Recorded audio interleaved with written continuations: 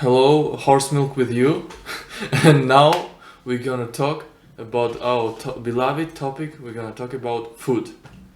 So, the first problem I encountered in Europe is that people in Europe eat raw meat.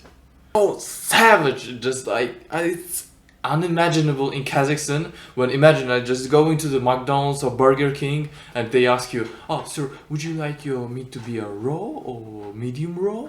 I'm like, "What the hell are you asking me? Of course, it's well done. How can it possibly be not well done? How can it be raw?" People, I cannot see every Kazakh person who would see the even a little bit of blood inside the meat. He would immediately say that, "Oh my God, you undercooked."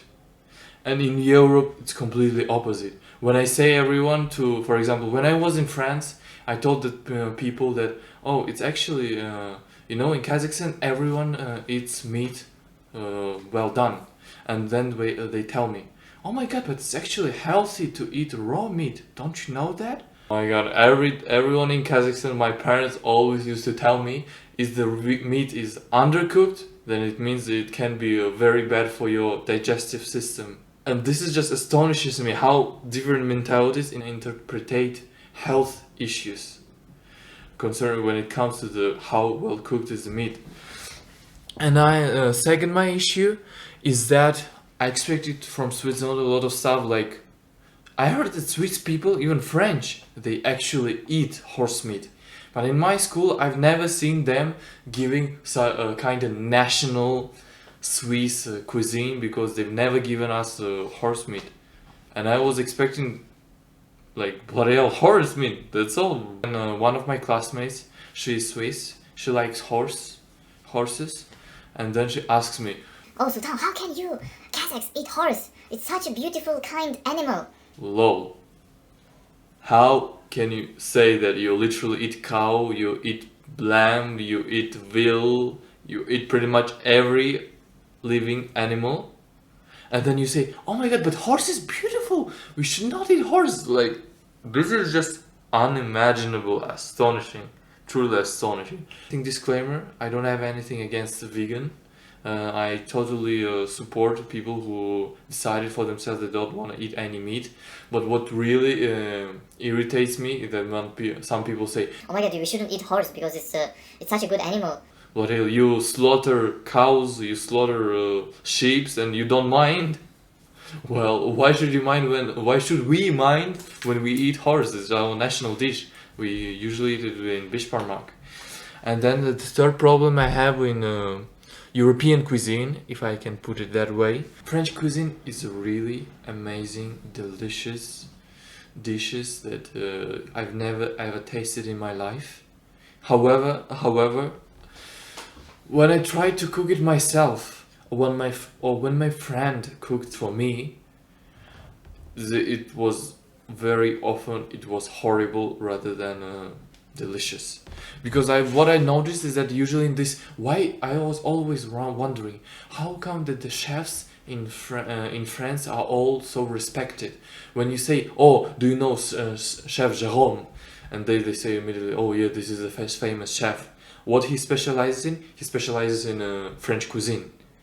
And I thought, why can every person just cook the French cuisine and indulge in it?